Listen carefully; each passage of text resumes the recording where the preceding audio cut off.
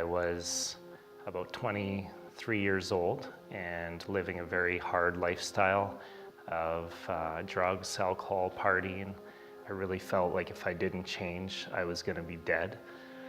And so I enrolled in Bible college, and I told my, at that time, girlfriend that I was going to be leaving to go get my life on track and to change.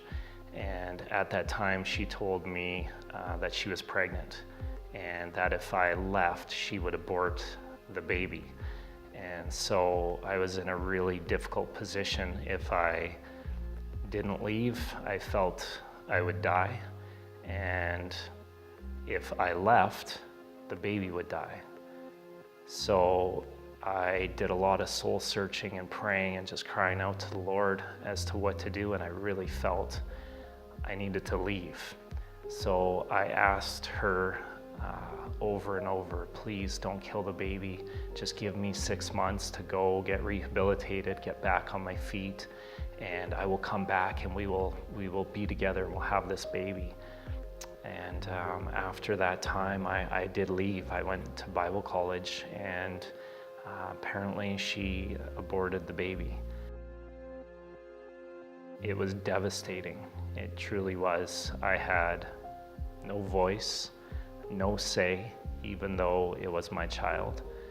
It killed me inside. I already had a lot of things going on within me, but this was kind of the catalyst that pushed me over the edge. About 3 to 4 months after that happened, I attempted to commit suicide, and I believe it was pretty directly caused by this event in my life. I felt that it was my fault and that the baby's blood was on my hands, and that drove me down a really dark path. A friend from Bible college said, hey, let's go out, let's have a few drinks.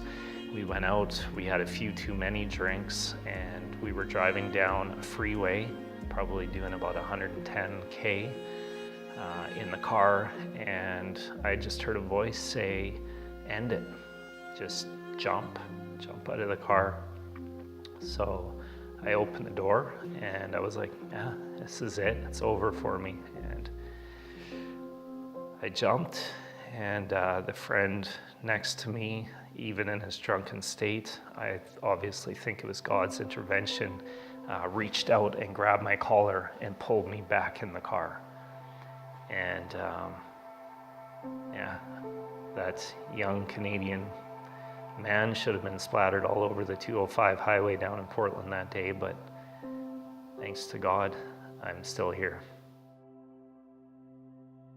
It took me quite a while to realize that the Lord was saying that it wasn't my fault. And he took me down to a river when I lived down in Portland, Oregon, and I picked a dandelion, and he just said, I want you to release this child to me, the precious child to me, and told me that it was a baby girl. And so I put the flower in the river and watched the flower flow down the river and mourned and said goodbye, and realized that one day I would meet this baby girl in heaven. Between God's love in my life and between my family, that's what keeps me going. God doesn't leave us stuck. He doesn't leave us where we're at. He's faithful and true to pull us out of the mud, to clean us up, to smile down on us and say, you're free from your sin, you're free from your condemnation.